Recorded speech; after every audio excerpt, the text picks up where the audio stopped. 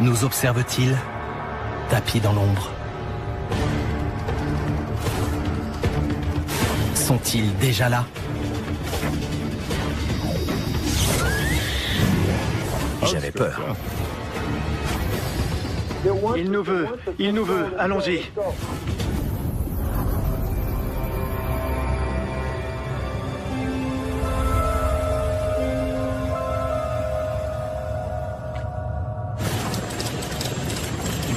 En 1980, alors que les relations entre États-Unis et URSS s'enveniment, une base de l'OTAN sous commandement américain en Angleterre est en état d'alerte.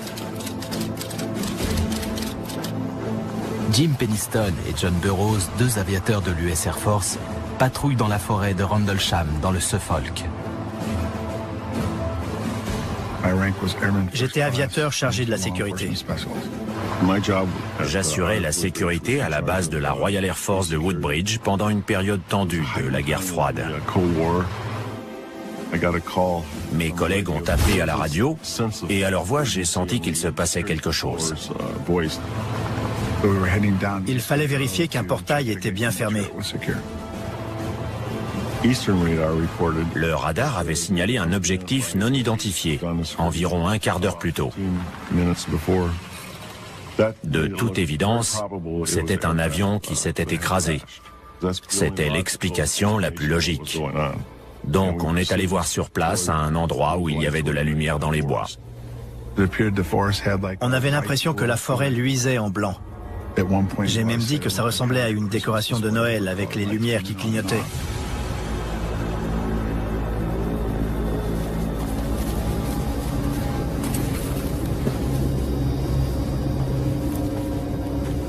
Mais quand on est arrivé à la lisière, tout a changé. Ça n'était pas un avion. Il n'y avait rien. Pas d'odeur de carburant en train de brûler, pas de bruit, pas d'incendie. Et bizarrement, la radio ne fonctionnait plus.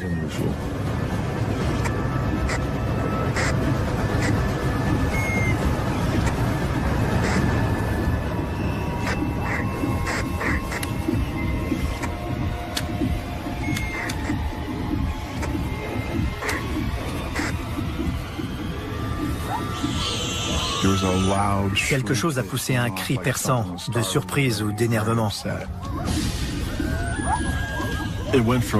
Jusqu'à ce moment-là, on avait cru à un accident d'avion.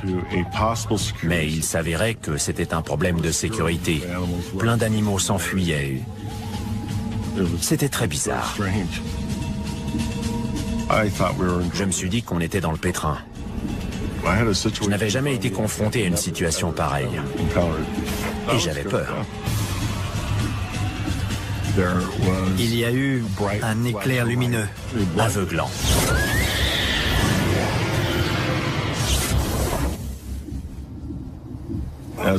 Quand je me suis relevé, j'ai vu un engin de forme triangulaire à une 8aine de mètres devant moi. J'étais vraiment perplexe. En m'approchant, j'ai senti de l'électricité parcourir mes vêtements, ma peau, mes cheveux.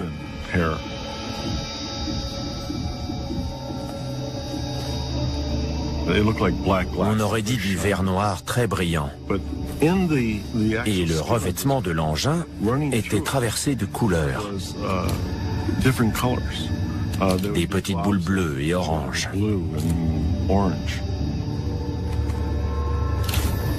Je cherchais l'habitacle, les entrées d'air, les échappements. L'engin n'était pas aérodynamique, il n'avait pas de volet. En fait, il n'avait aucun des équipements qui permettent normalement à un avion de voler. En marchant à côté, je l'ai mesuré. Il faisait environ 2,70 m et à peu près 2 mètres de haut. Quand j'ai commencé à faire le tour, j'ai repéré une espèce d'écriture. Je me suis dit, Super, il va y avoir inscrit US Air Force ou NASA. Mais à ma grande déception, ça ressemblait plutôt à des caractères, des pictogrammes. J'étais en plein mystère. Ces caractères s'étalaient sur 1 mètre et ils mesuraient 12 à 15 cm de haut. J'ai passé la main dessus et ça ressemblait à du papier de verre tellement c'était rugueux. Au-dessus, il y avait un cercle avec un triangle à l'intérieur et je l'ai touché aussi. Je ne voyais plus que cette lumière blanche. Son intensité s'est maintenue le temps du contact.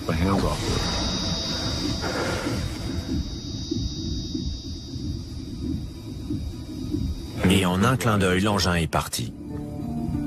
Mais il n'y a eu ni déplacement d'air, ni bruit, et un avion ne peut pas voler comme ça. D'où sortait une technologie pareille? J'étais abasourdi. Qu'est-ce qui venait de m'arriver? Là-haut, il est là-haut. Il a foncé au-dessus des arbres. On l'a suivi en pensant qu'il allait se poser plus loin. Mais dès qu'on avait l'impression de s'approcher, il s'éloignait. On ne savait pas ce que c'était.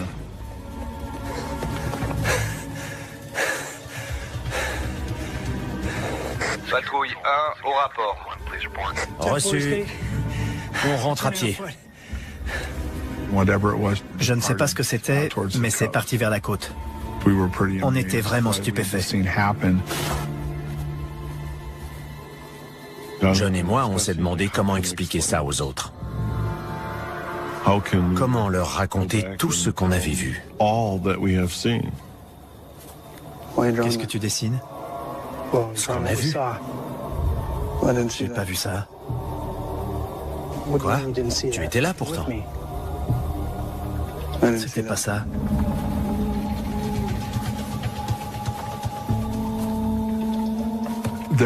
À partir du moment où on est tombé par terre, les souvenirs de Jim et les miens ne sont plus les mêmes.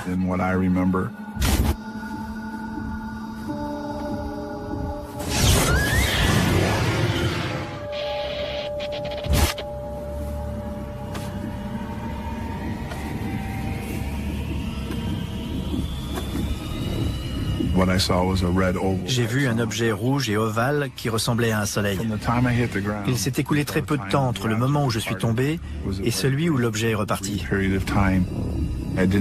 Mais je n'ai pas vu Jim en faire le tour. Je ne peux pas donner d'explication rationnelle à ce que j'ai vu. En retournant à la tour d'Eastgate, on n'a rien dit. Rien.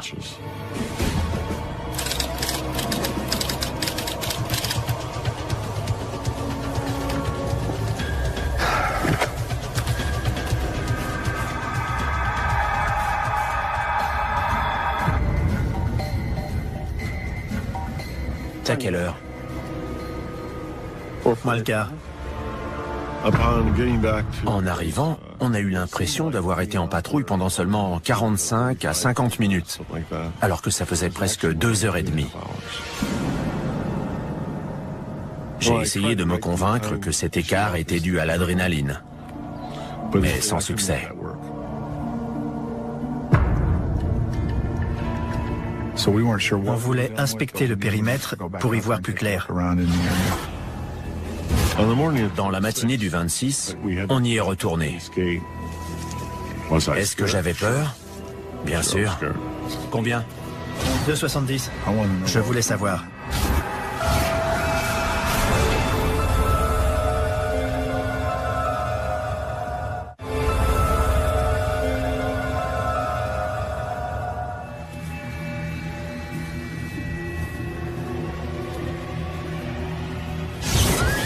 Témoins d'un phénomène étrange en forêt de Rendlesham, Jim Penniston et John Burroughs souffrent d'un décalage temporel. Et leurs souvenirs ne coïncident pas. J'ignorais ce que c'était. Je n'avais encore jamais rien vu de pareil auparavant. Après avoir fait notre rapport, on est retourné sur place en plein jour. Dans la matinée du 26, on y est retourné. Est-ce que j'avais peur? Bien sûr. Mais il fallait trouver des preuves, des éléments concrets permettant de dire que c'était bien arrivé.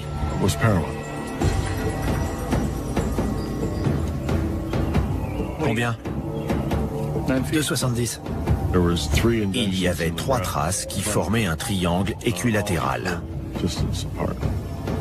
C'était la zone d'atterrissage. Les branches cassées au sol et le feuillage abîmé en hauteur abondaient dans notre sens.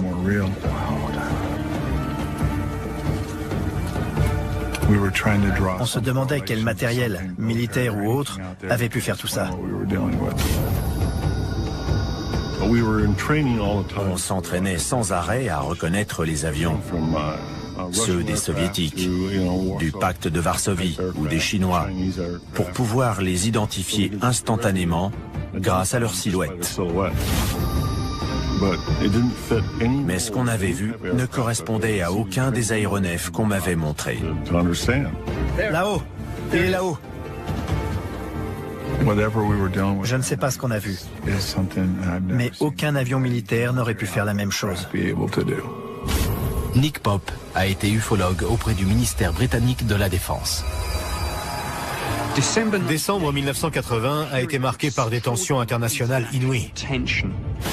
Parce que l'URSS et les forces du pacte de Varsovie se montraient menaçantes. J'ai émis l'hypothèse qu'il s'agissait peut-être d'un aéronef soviétique, un avion espion ou un drone, et que les symboles étranges que Jim Penniston avait vus étaient peut-être en cyrillique. Je savais que ça n'était pas un avion soviétique. Les caractères étaient déroutants. Ils m'étaient totalement inconnus.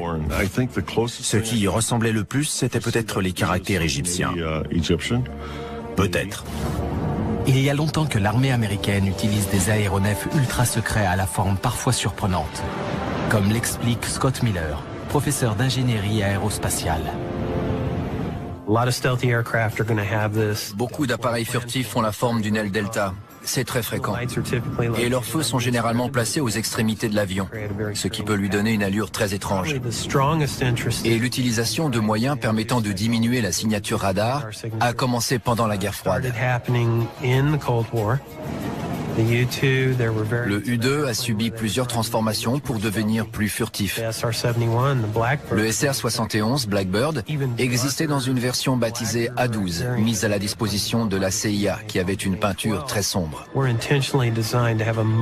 Sa signature radar et infrarouge était nettement réduite, et il a dû faire une drôle d'impression à ceux qui l'ont vu de nuit. Sauf que ce truc ne s'est pas comporté comme un avion. Pas de bruit de moteur. Pas de bruit du tout. Un avion ne peut pas voler comme ça.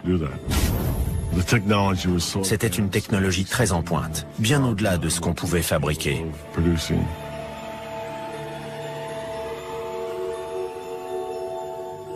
Je me suis couché, mais je n'arrivais pas à dormir.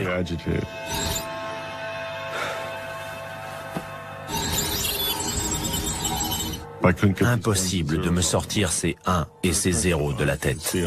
Dès que je fermais les yeux, je les voyais. Du coup, je me suis levé, j'ai pris le calepin que j'avais avec moi cette nuit-là et j'ai commencé à le feuilleter. Comme je voyais toujours des 0 et des 1, je me suis dit que je pouvais les noter. Et plus j'écrivais, mieux je me sentais. Mais je n'osais en parler à personne. Franchement, est-ce que je pouvais parler de ces chiffres à mes supérieurs? Ils auraient cru que j'avais disjoncté, et ça aurait mis fin à ma carrière. Donc j'ai rangé le calepin.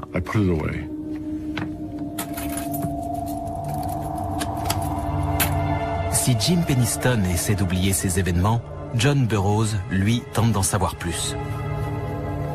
Plus tard, il retourne dans la forêt de Rendlesham avec d'autres aviateurs commandés par le colonel Charles Holt. Ça bougeait près de Woodbridge. Le soldat de garde a vu des lumières étranges dans les bois. Et le colonel Holt a été désigné pour conduire un groupe de gars chargés de tirer l'affaire au clair.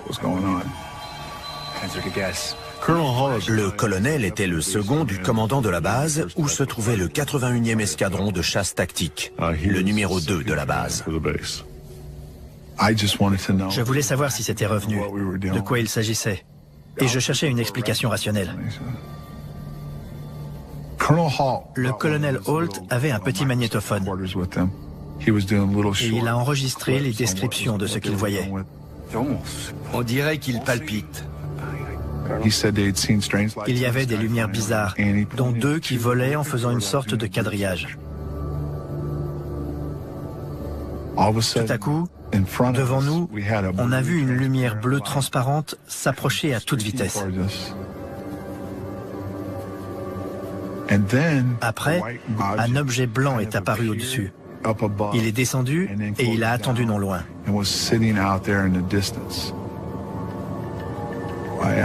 J'ai demandé la permission de m'approcher pour mieux voir. Ouais, vous aussi.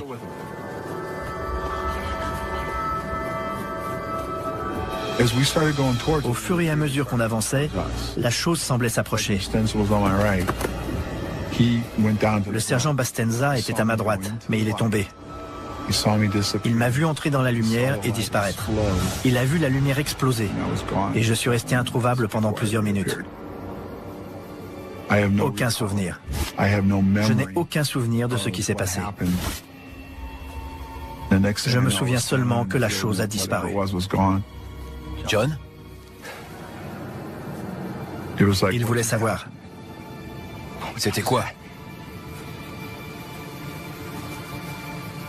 John? Selon le sergent Peniston, à un moment donné, la lumière blanche avait explosé. Et Bastenza a décrit la même chose. Après l'incident, il s'est passé quelque chose dans la nuit du samedi au dimanche. Quelques jours plus tard, John et moi, on a été convoqués au bureau du colonel Holt pour écouter la bande. Il bouge très vite. C'était une description des événements en temps réel. Je crois que Holt essayait de nous rassurer. Il confirmait qu'on n'avait pas rêvé, que ça recommençait. Et ça m'a soulagé parce que ça voulait dire que ça ne reposait plus seulement sur John et moi. D'autres soldats de l'US Air Force pouvaient confirmer cette deuxième apparition. L'OSI, le bureau des enquêtes spéciales de l'Air Force, contacte les 2 hommes qui tentent toujours d'élucider le mystère. J'ai été convoqué par l'OSI. De toute évidence, les gens chargés de cette affaire n'appréciaient pas nos initiatives. Et ils pouvaient mettre leurs menaces à exécution si on persévérait dans cette voie. J'ai pas écrit ça. Rien ne devait filtrer. Où est le reste?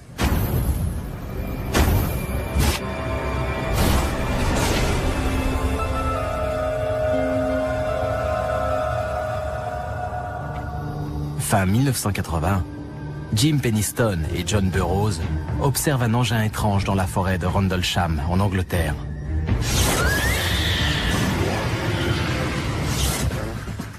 Plus tard, John Burroughs et d'autres soldats sont témoins d'un événement similaire. Tandis que Jim Peniston, qui craint pour son avenir professionnel, essaie d'oublier.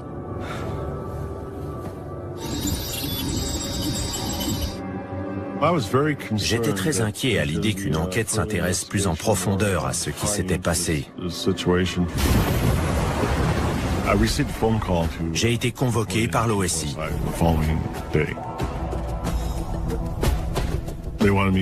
On a pris ma déposition et on m'a expliqué très clairement qu'il fallait que j'indique tout ce qui était arrivé dans les moindres détails. J'étais intimidé. Ces gens-là ne rigolaient pas. Soit je collaborais avec eux et je leur racontais tout, soit je pouvais faire une croix sur ma carrière. Je leur ai demandé si ça allait me coûter mon boulot. Et ils m'ont répondu que non, qu'ils voulaient simplement que j'explique ce qui s'était passé et que tout serait fini. Ça m'allait très bien. J'ai rédigé un rapport manuscrit de 4 pages où je parlais de l'éclair lumineux, du contact physique avec l'engin.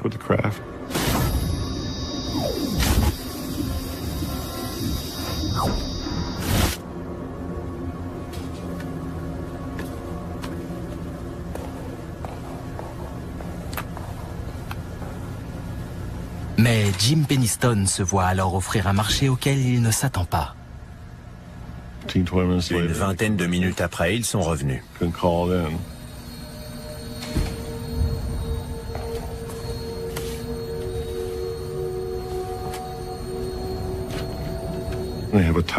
Il y avait un quart de page dactylographié, à peine plus, que j'ai lu 2 ou 3 fois.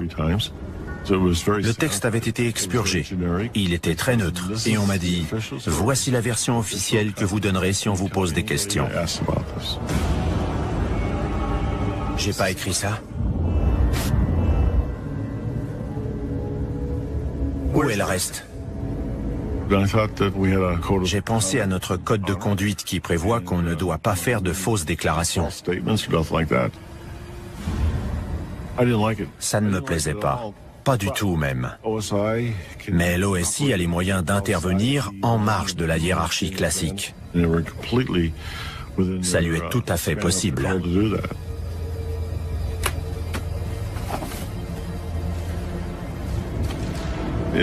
Je n'aimais pas ça, mais un ordre est un ordre. C'était troublant. Je n'étais pas un criminel de guerre. Pourtant, on me traitait comme tel, ou comme un espion qui s'était fait pincer. Le gouvernement a dû comprendre que c'était important, et il ne voulait pas que ça se sache. Il y avait plusieurs bonnes raisons de taire cette affaire. Aucun gouvernement n'est prêt à reconnaître que son système sophistiqué de défense aérienne est en fait inefficace, ni qu'il fait face à une technologie contre laquelle il est tout bonnement impossible de se protéger. L'incident reste donc un secret bien gardé. Il ne vaut mieux pas réveiller le chat qui dort. Dont acte. J'ai quitté la base après 2 ans de service, en juillet 81. Et j'ai fait de mon mieux pour oublier l'incident. Mais c'est plus facile à dire qu'à faire. J'étais malade. Le contact a eu des conséquences physiques. Je me suis mis à avoir des vertiges, des problèmes d'équilibre dus à l'oreille interne.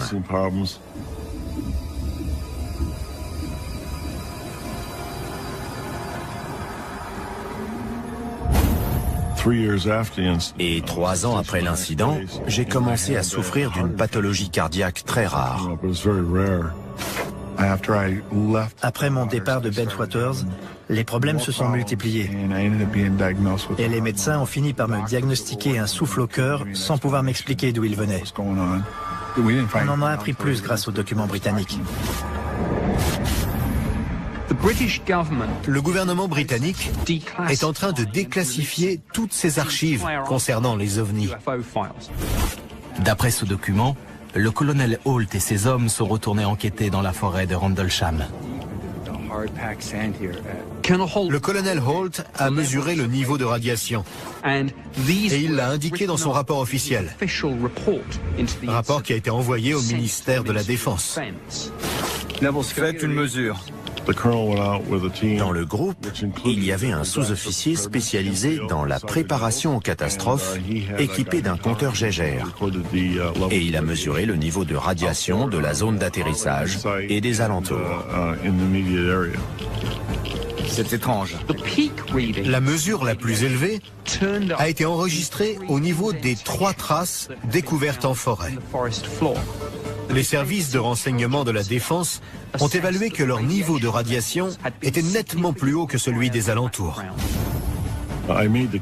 À mon avis, mes vertiges étaient dus aux radiations. D'autant plus que le personnel médical m'avait justement demandé si j'avais été irradié. Pour moi, c'était un dilemme.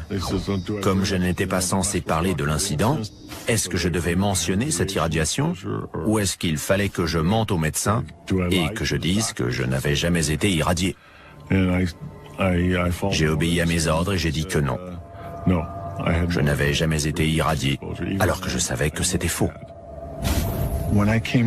Quand je suis entré dans l'US Air Force, les tests ont indiqué que j'étais en bonne santé. Quand j'en suis sorti en 1988, l'examen médical a montré que je souffrais de plusieurs problèmes cardiaques.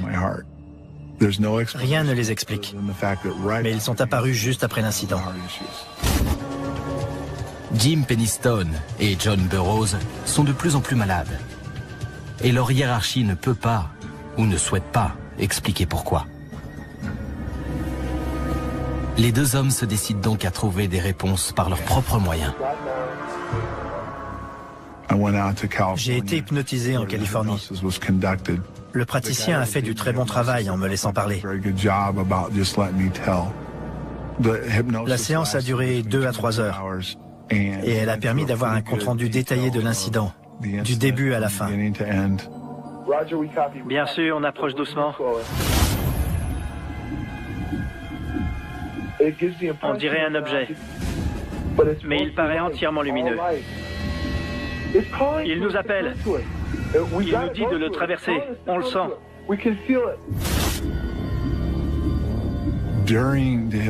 L'hypnose a montré que j'avais été en contact avec quelque chose. Il faut s'approcher. Il faut savoir ce qu'il veut. C'est évident que j'ai été attiré par l'objet. Il nous veut. Il nous veut. Allons-y. J'ai dû être aspiré.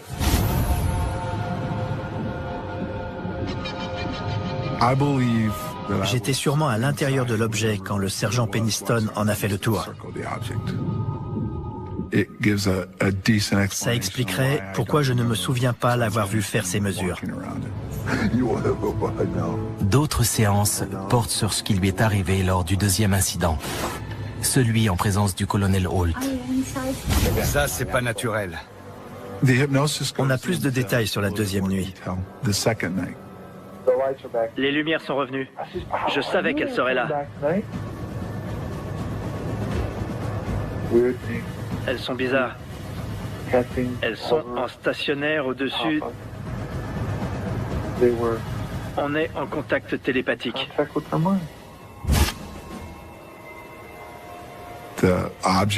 L'objet voulait que je sois là. Je peux jeter un œil? Oui, vous aussi.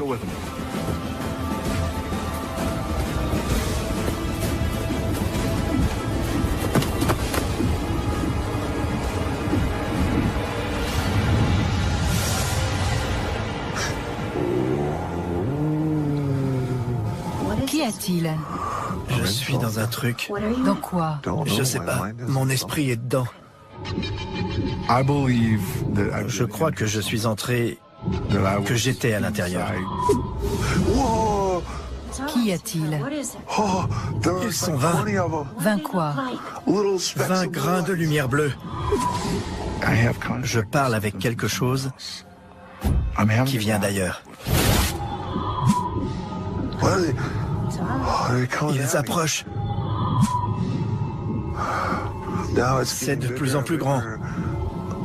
On dirait un objet blanc, laiteux.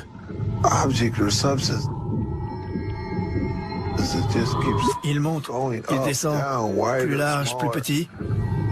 On dirait qu'il y a un œil.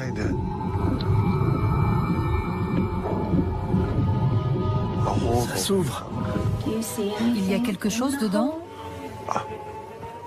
Non.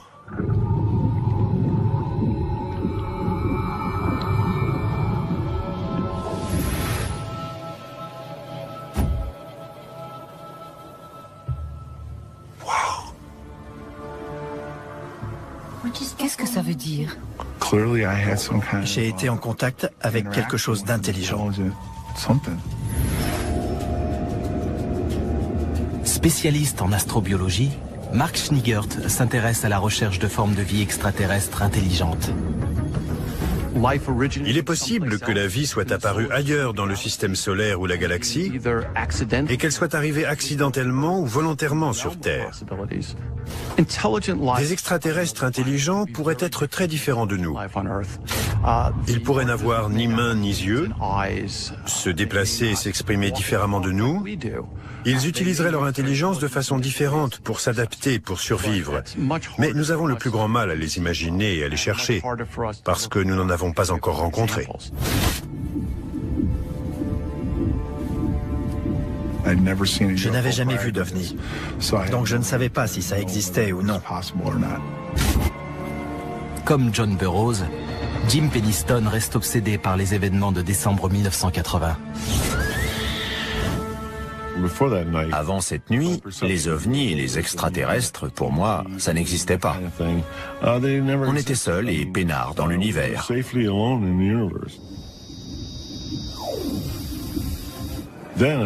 Mais tout a changé dans les bois. Je dormais 2-3 heures par nuit. Et on m'a suggéré de m'adresser à une psychiatre pour régler ce problème de sommeil. Une séance d'hypnose a révélé qu'il y avait un blanc qui correspondait à la période passée en forêt. La praticienne n'arrive pas à aller au-delà du moment où Jim Penniston touche l'engin. Impossible de me souvenir. D'après elle, c'était un traumatisme. Que se passe-t-il? J'ignore ce que c'est.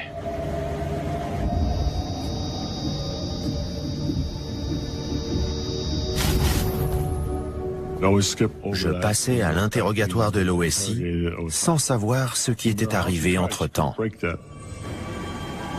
La lumière? L'engin? Non. Je suis à l'OSI. Elle m'a dit qu'un verrou mémoriel m'empêchait de me souvenir de ce qui s'était passé. Pour elle, c'était une première. Je me rappelle seulement de ma première déposition à l'OSI. Je ne dois pas en parler. De quoi? Sous hypnose, j'ai dit que j'avais subi plusieurs interrogatoires à l'OSI. On vous a fait quelque chose? Oui. Une piqûre. On m'a fait une injection de thiopental. Où vous a-t-on piqué? Ici, dans le bras. Sergent, je vous ai dit. On peut continuer jour et nuit. Jim Penniston. Pourquoi traiter comme ça un membre des forces de sécurité?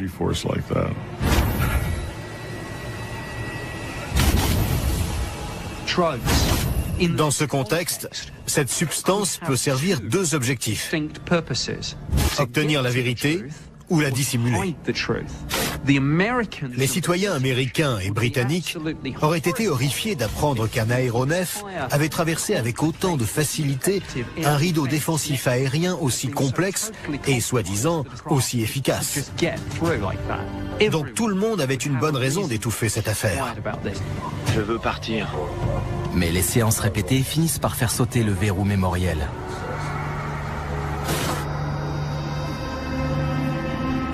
Je vois l'engin.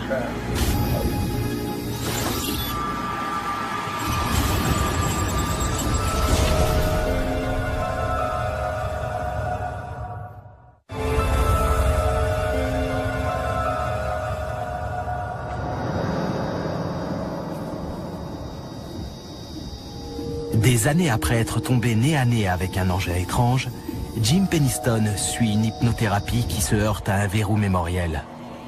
Mais les séances feront finalement apparaître qu'il a subi un deuxième interrogatoire, plus musclé, aux mains de l'OSI. Je ne me souvenais pas qu'il m'était arrivé une chose pareille à l'OSI. L'OSI veut en savoir plus sur la nuit du 25 décembre 1980. La seule chose dont je ne pouvais pas me rappeler, c'était les 45 minutes passées en forêt. Sous hypnose, je passais directement à l'arrivée à la tour d'Eastgate. On dirait une écriture, mais illisible.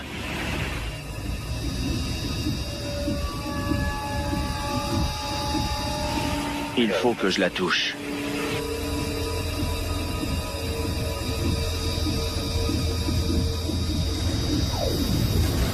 À ce moment-là, que se passe-t-il?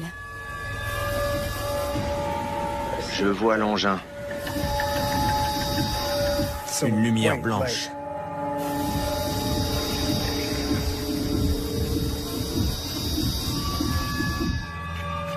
Ça m'est revenu. D'abord des petits bouts, puis des plus gros, et finalement l'histoire complète.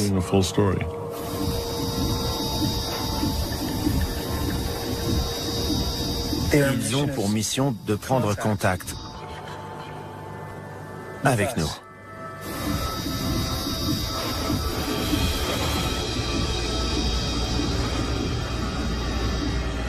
Ils voyagent dans le temps. Ils sont nous. De quelle époque? Du futur. Quand je me suis entendu en visionnant le film, j'ai cru que c'était un autre qui parlait. Je n'en revenais pas parce que ce genre de choses me semblait inconcevable. Pour moi, Le Voyage dans le temps, c'était un film sorti en 1960 intitulé « La machine à explorer le temps », d'après H.G. Wells. Voyager dans le temps relève-t-il seulement de la science-fiction? Ronald Mallett a consacré sa carrière à l'étude d'une théorie qui fait polémique. Normalement, le temps s'écoule de manière linéaire. Passé, présent, puis avenir. Mais d'après la théorie de la relativité générale d'Einstein, le temps peut être modifié par la gravitation. Plus la gravitation est forte, plus le temps ralentit. On peut considérer les trous noirs comme des machines naturelles permettant de voyager dans le temps parce qu'ils provoquent une torsion phénoménale de l'espace et donc du temps. Plus on approche d'un trou noir, plus la gravitation augmente, donc plus le temps ralentit. Par conséquent, au bord d'un trou noir, le temps est presque à l'arrêt. Si je tords le temps pour obtenir une boucle, je peux aller du passé au présent ou au futur à l'aide de la lumière. En se déplaçant, cette dernière déforme l'espace, ce qui entraîne une déformation du temps. Mais il est impossible de remonter au-delà du moment de la création de l'appareil qui permet de le faire, parce que c'est lui qui crée l'effet recherché. Je ne pensais pas qu'il était possible de voyager dans le temps. Mais je commence à me demander si c'est la seule explication. Sous hypnose, Jim Penniston exhume un autre souvenir. La lumière était constante, puis tout est devenu blanc. Je ne voyais plus que des 1 et des 0 qui sortaient. C'était dingue. Un code binaire. C'est sous hypnose que j'ai entendu ce mot pour la première fois. Quand on m'a posé la question « Qu'est-ce que vous voyez ?», j'ai répondu « Un code binaire ». Alexander Furworn est professeur d'informatique. Le binaire est un système qui permet de coder un langage. Les langues que nous parlons sont une sorte de code. On encode des idées sous la forme d'une langue. Le binaire permet de faire la même chose, mais d'une manière différente. On l'utilise fréquemment pour crypter des messages secrets. Au début des années 80, ce code n'était pas très connu. On commençait seulement à l'utiliser de façon commerciale sur le marché américain. Quelque chose me dit qu'en 1980, Jim Penniston n'aurait sûrement pas été capable d'écrire en code binaire. Ce n'est ni un mathématicien, ni un cryptographe. Il ne connaît pas ce code. J'ai gardé le calepin. J'ai toujours été persuadé que ces chiffres avaient un sens. Et j'ai demandé à une entreprise de les analyser. Le problème du binaire, c'est que si on n'a pas la clé pour le décoder, on peut interpréter les 0 et les 1 de nombreuses façons. Si une seule personne les interprète, elle exprime son avis. Mais si 3 personnes qui ne se connaissent pas en donnent la même interprétation, et si ce message a du sens, alors c'est bien un code. J'ai envoyé le calepin à un expert en Australie et à un autre sur la côte est des États-Unis. Ils l'ont déchiffré chacun de leur côté. Et ils sont arrivés au même résultat.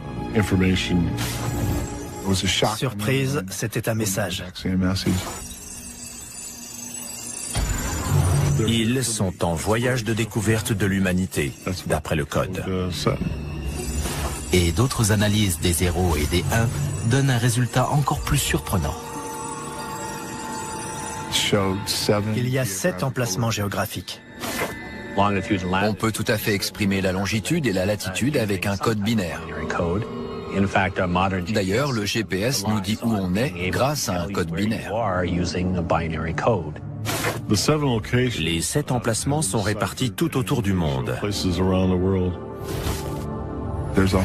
Il y a un endroit dans le sud-ouest des États-Unis, Sedona, un autre en Amérique centrale, près de Belize, un autre en Amérique du Sud, près des géoglyphes de Nazca, un en Grèce, un en Égypte, un dans les montagnes de Chine, et High Brazil, à l'ouest de la Grande-Bretagne. Ces lieux présentent une forte activité électromagnétique naturelle. Ces champs électromagnétiques pourraient être des points de passage vers d'autres dimensions. Dans ces endroits, il y a des représentations qui montrent des rencontres avec des choses venues de l'espace. Jim Penniston et John Burroughs sont convaincus d'être entrés en contact avec des voyageurs temporels venus du futur, en forêt de Rendlesham. Mais l'armée de l'air américaine continue de démentir. Je pense que l'armée a conscience que l'incident de cette nuit-là était bien un phénomène de ce genre. La version officielle de l'US Air Force, c'est qu'il ne s'est rien passé dans les bases de Bentwaters et Woodbridge à ces dates-là. Je n'exclus pas la possibilité d'un phénomène extraterrestre. Mais je n'ai connaissance d'aucune preuve irréfutable en ce sens. Pour ma part, l'incident reste inexpliqué. Quand j'ai rencontré Jim et John, j'ai vu dans leurs yeux que cette histoire les hantait. Quand on a discuté de cet incident, au ton de leur voix, j'ai senti qu'ils étaient toujours tourmentés. Plus on approche de la réponse, mieux c'est. Je veux, pour tourner la page, comprendre sur quoi on est tombé en décembre 1980. Quand on connaîtra enfin la réponse, notre participation à cet incident prendra fin. C'est tout.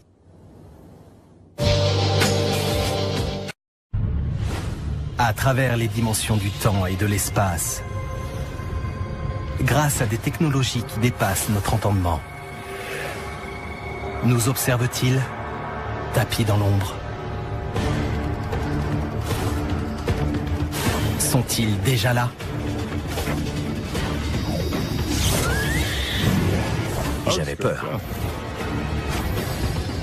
Il nous veut, allons-y.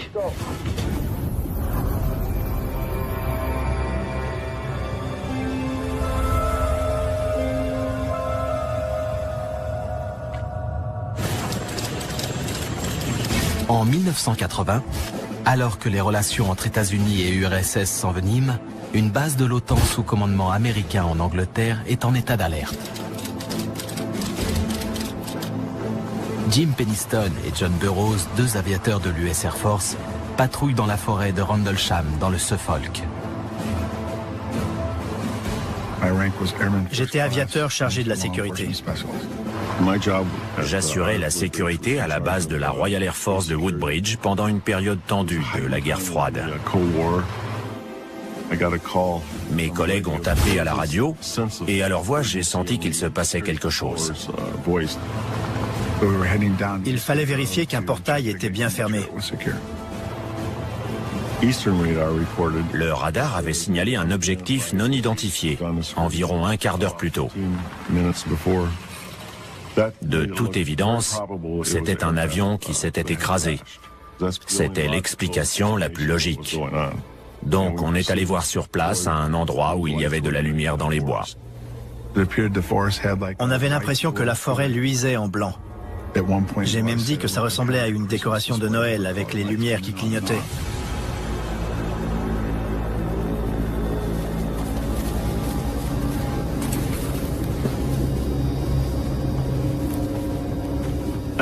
Mais quand on est arrivé à la lisière, tout a changé. Ça n'était pas un avion. Il n'y avait rien. Pas d'odeur de carburant en train de brûler, pas de bruit, pas d'incendie. Et bizarrement, la radio ne fonctionnait plus.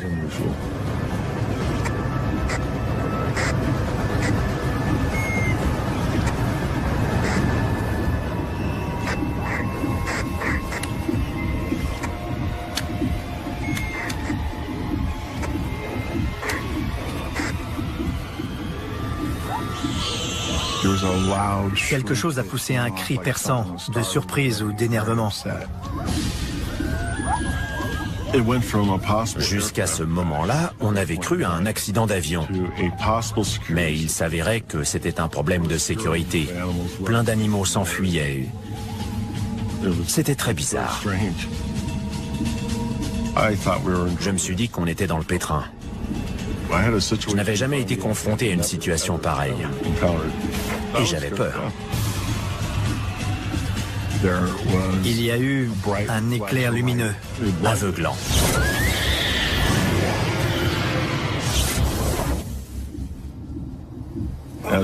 Quand je me suis relevé, j'ai vu un engin de forme triangulaire à une 8aine de mètres devant moi. J'étais vraiment perplexe. En m'approchant, j'ai senti de l'électricité parcourir mes vêtements, ma peau, mes cheveux.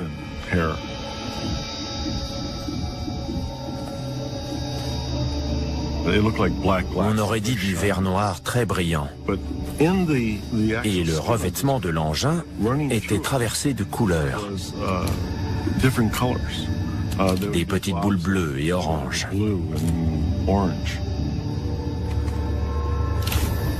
Je cherchais l'habitacle, les entrées d'air, les échappements. L'engin n'était pas aérodynamique, il n'avait pas de volet. En fait, il n'avait aucun des équipements qui permettent normalement à un avion de voler. En marchant à côté, je l'ai mesuré. Il faisait environ 2,70 m et à peu près 2 mètres de haut. Quand j'ai commencé à faire le tour, j'ai repéré une espèce d'écriture. Je me suis dit, super, il va y avoir inscrit US Air Force ou NASA. Mais à ma grande déception, ça ressemblait plutôt à des caractères, des pictogrammes. J'étais en plein mystère. Ces caractères s'étalaient sur 1 mètre et ils mesuraient 12 à 15 cm de haut.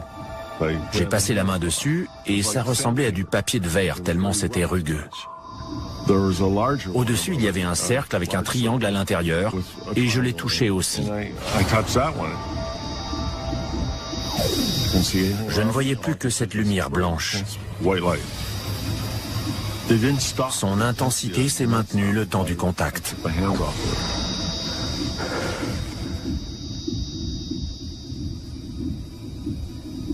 Et en un clin d'œil, l'engin est parti.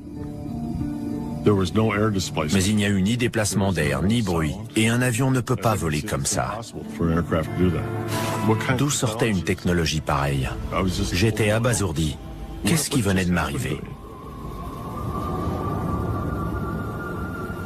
Là-haut, il est là-haut.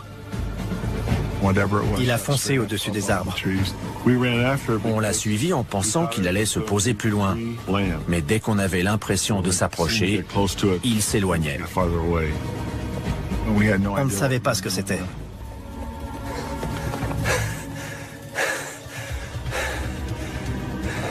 Patrouille 1 au rapport. Reçu. On rentre à pied. Je ne sais pas ce que c'était, mais c'est parti vers la côte. On était vraiment stupéfaits. John et moi, on s'est demandé comment expliquer ça aux autres. Comment leur raconter tout ce qu'on avait vu. Qu'est-ce que tu dessines? Ce qu'on a vu. J'ai pas vu ça. Quoi? Tu étais là pourtant. C'était pas ça.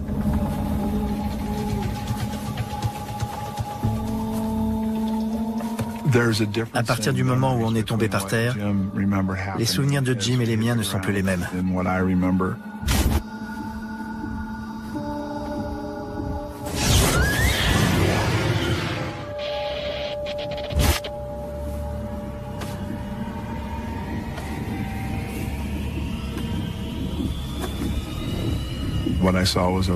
J'ai vu un objet rouge et ovale qui ressemblait à un soleil. Il s'est écoulé très peu de temps entre le moment où je suis tombé et celui où l'objet est reparti. Mais je n'ai pas vu Jim en faire le tour. Je ne peux pas donner d'explication rationnelle à ce que j'ai vu. En retournant à la tour d'Eastgate, on n'a rien dit. Rien.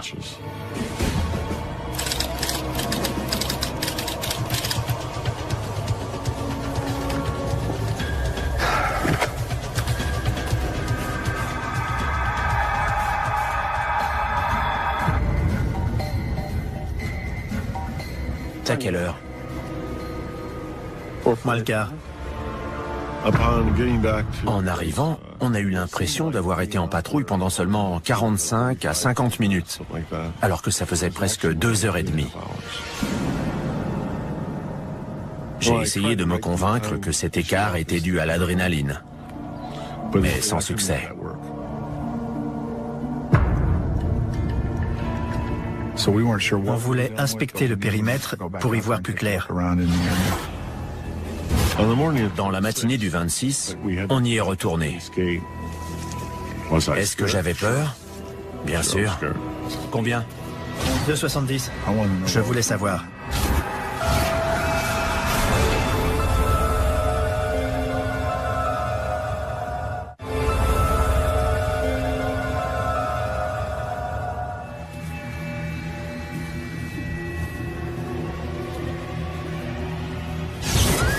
Témoins d'un phénomène étrange en forêt de Rendlesham, Jim Penniston et John Burroughs souffrent d'un décalage temporel et leurs souvenirs ne coïncident pas.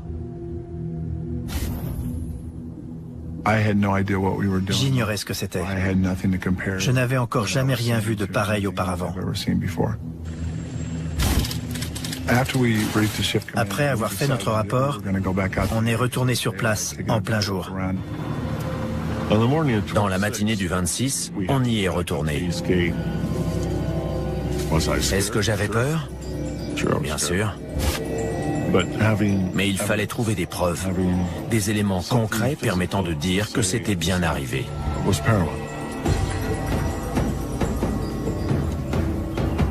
Combien? 2,70. Il y avait 3 traces qui formaient un triangle équilatéral. C'était la zone d'atterrissage. Les branches cassées au sol et le feuillage abîmé en hauteur abondaient dans notre sens.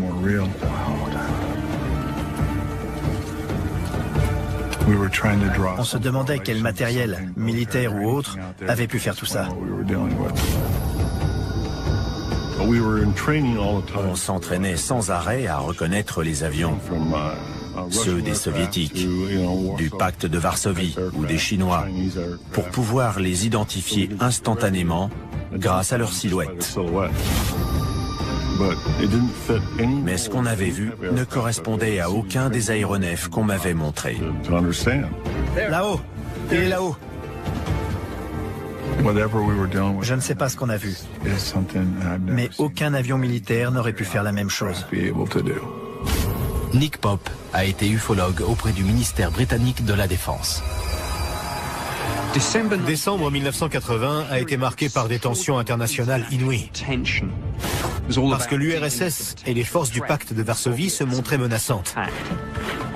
J'ai émis l'hypothèse qu'il s'agissait peut-être d'un aéronef soviétique, un avion espion ou un drone, et que les symboles étranges que Jim Penniston avait vus étaient peut-être en cyrillique. Je savais que ça n'était pas un avion soviétique. Les caractères étaient déroutants. Ils m'étaient totalement inconnus. Ce qui y ressemblait le plus, c'était peut-être les caractères égyptiens. Peut-être.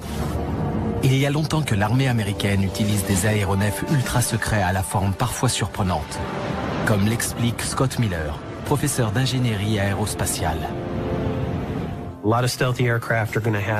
Beaucoup d'appareils furtifs ont la forme d'une aile delta. C'est très fréquent. Et leurs feux sont généralement placés aux extrémités de l'avion, ce qui peut lui donner une allure très étrange. Et l'utilisation de moyens permettant de diminuer la signature radar a commencé pendant la guerre froide. Nous observe-t-il, tapis dans l'ombre? Sont-ils déjà là? J'avais peur. Il nous veut, allons-y.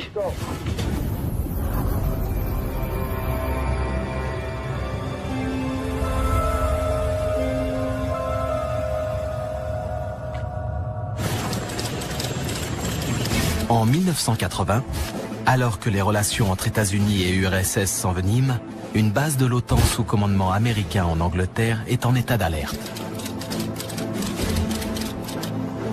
Jim Penniston et John Burroughs, deux aviateurs de l'US Air Force, patrouillent dans la forêt de Rendlesham, dans le Suffolk. J'étais aviateur chargé de la sécurité. J'assurais la sécurité à la base de la Royal Air Force de Woodbridge pendant une période tendue de la guerre froide.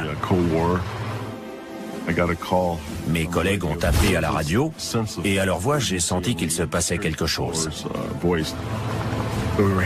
Il fallait vérifier qu'un portail était bien fermé.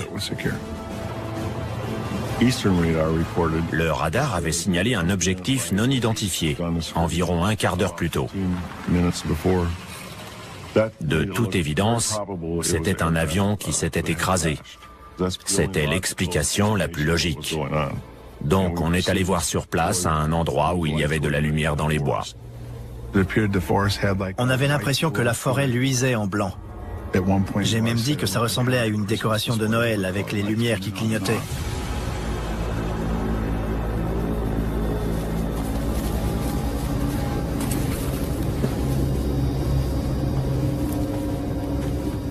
Mais quand on est arrivé à la lisière, tout a changé.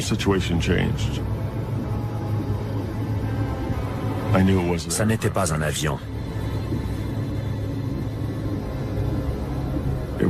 Il n'y avait rien. Pas d'odeur de carburant en train de brûler, pas de bruit, pas d'incendie. Et bizarrement, la radio ne fonctionnait plus.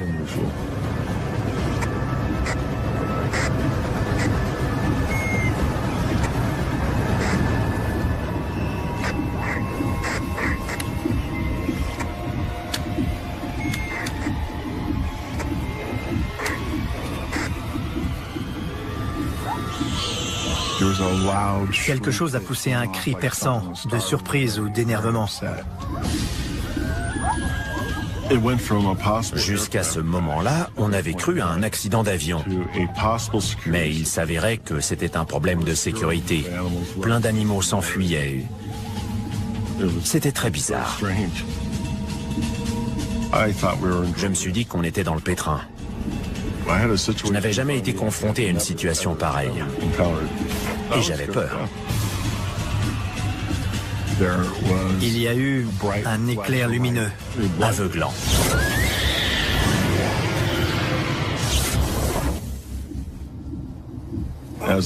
Quand je me suis relevé,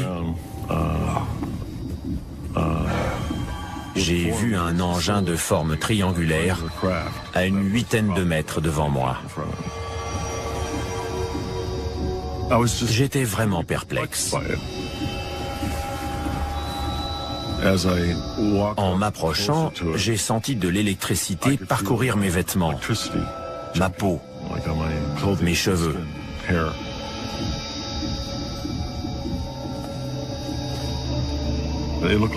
On aurait dit du verre noir très brillant. Et le revêtement de l'engin était traversé de couleurs. Des petites boules bleues et oranges.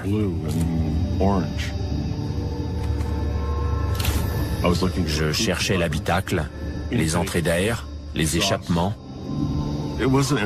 L'engin n'était pas aérodynamique, il n'avait pas de volet. En fait, il n'avait aucun des équipements qui permettent normalement à un avion de voler. En marchant à côté, je l'ai mesuré. Il faisait environ 2,70 m et à peu près 2 mètres de haut. Quand j'ai commencé à faire le tour, j'ai repéré une espèce d'écriture. Je me suis dit, super, il va y avoir inscrit US Air Force ou NASA. Mais à ma grande déception, ça ressemblait plutôt à des caractères, des pictogrammes. J'étais en plein mystère. Ces caractères s'étalaient sur 1 mètre et ils mesuraient 12 à 15 cm de haut. J'ai passé la main dessus et ça ressemblait à du papier de verre tellement c'était rugueux. Au-dessus, il y avait un cercle avec un triangle à l'intérieur et je l'ai touché aussi. Je ne voyais plus que cette lumière blanche. Son intensité s'est maintenue le temps du contact.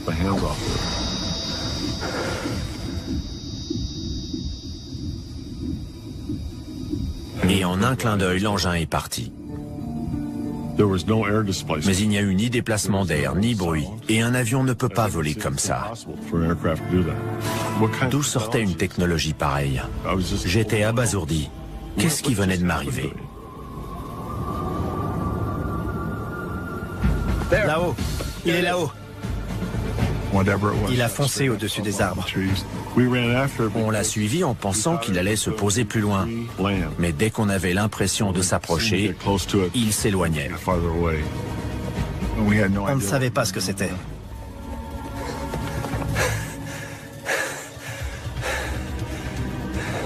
Patrouille 1 au rapport. Reçu. On rentre à pied. Je ne sais pas ce que c'était, mais c'est parti vers la côte. On était vraiment stupéfaits. John et moi, on s'est demandé comment expliquer ça aux autres. Comment leur raconter tout ce qu'on avait vu. Qu'est-ce que tu dessines? Ce qu'on a vu. J'ai pas vu ça. Quoi? Tu étais là pourtant. C'était pas ça.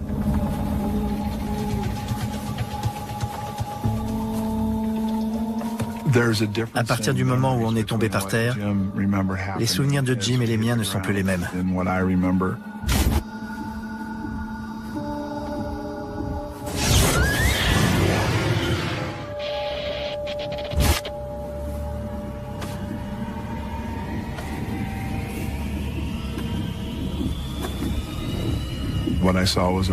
J'ai vu un objet rouge et ovale qui ressemblait à un soleil. Il s'est écoulé très peu de temps entre le moment où je suis tombé et celui où l'objet est reparti. Mais je n'ai pas vu Jim en faire le tour. Je ne peux pas donner d'explication rationnelle à ce que j'ai vu. En retournant à la tour d'Eastgate, on n'a rien dit. Rien.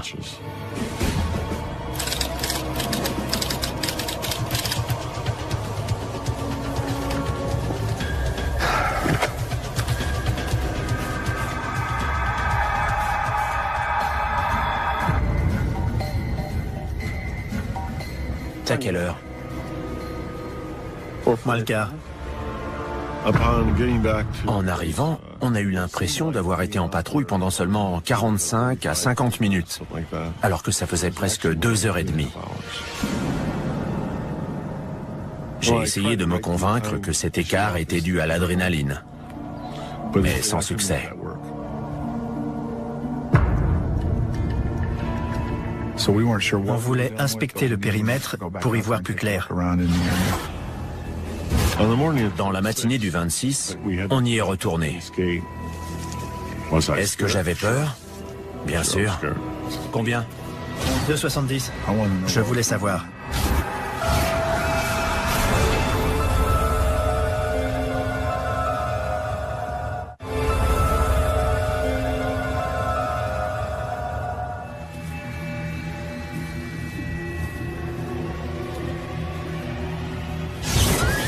Témoins d'un phénomène étrange en forêt de Rendlesham, Jim Penniston et John Burroughs souffrent d'un décalage temporel et leurs souvenirs ne coïncident pas.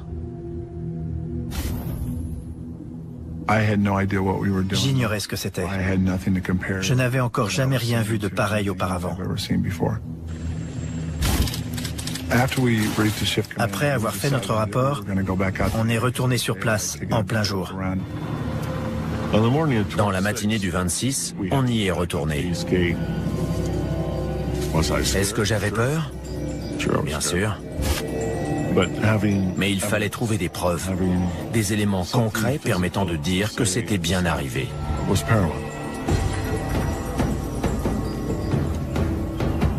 Combien? 2,70. Il y avait 3 traces qui formaient un triangle équilatéral. C'était la zone d'atterrissage. Les branches cassées au sol et le feuillage abîmé en hauteur abondaient dans notre sens.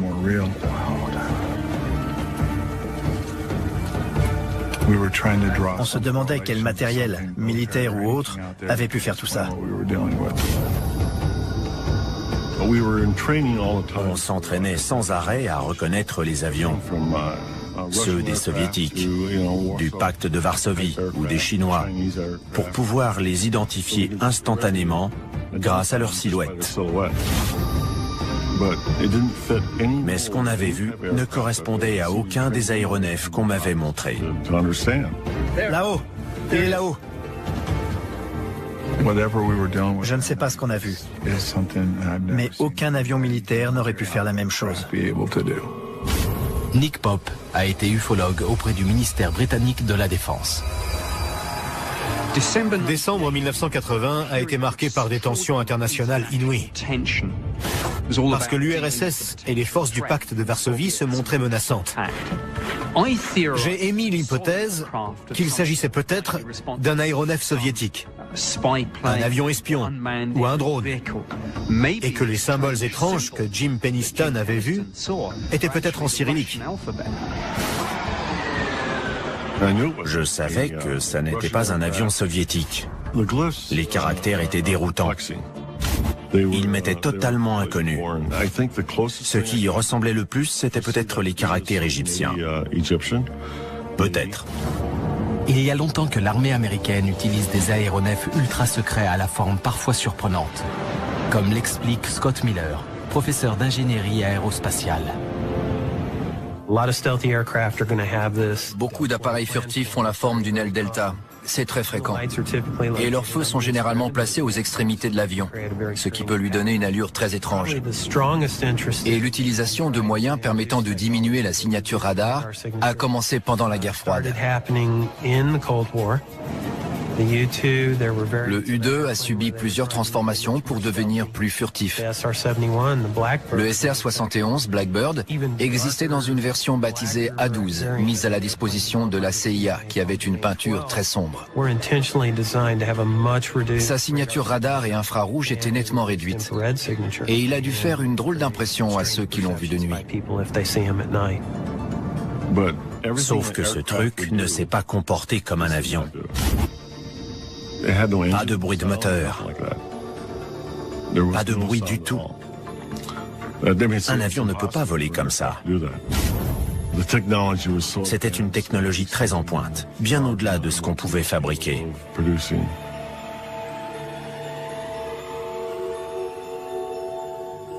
Je me suis couché, mais je n'arrivais pas à dormir.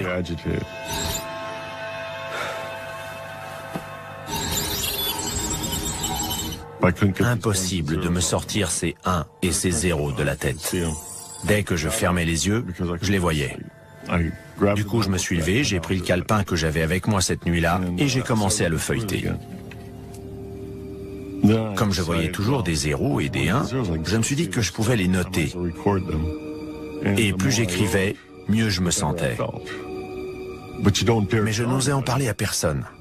Franchement, est-ce que je pouvais parler de ces chiffres à mes supérieurs? Ils auraient cru que j'avais disjoncté, et ça aurait mis fin à ma carrière. Donc j'ai rangé le calepin.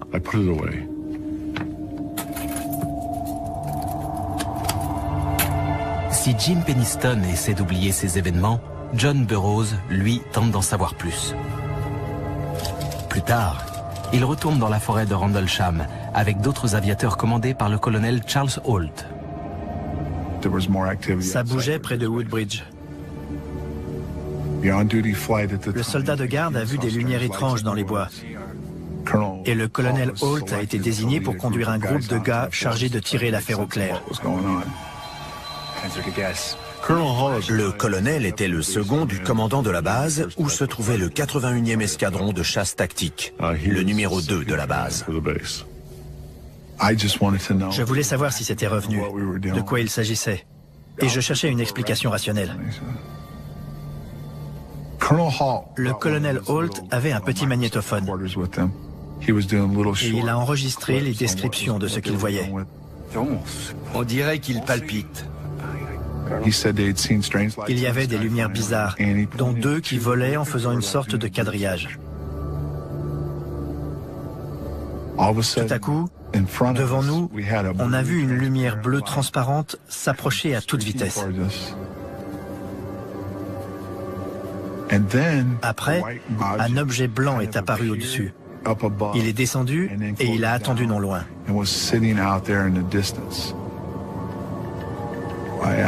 J'ai demandé la permission de m'approcher pour mieux voir. Ouais, vous aussi.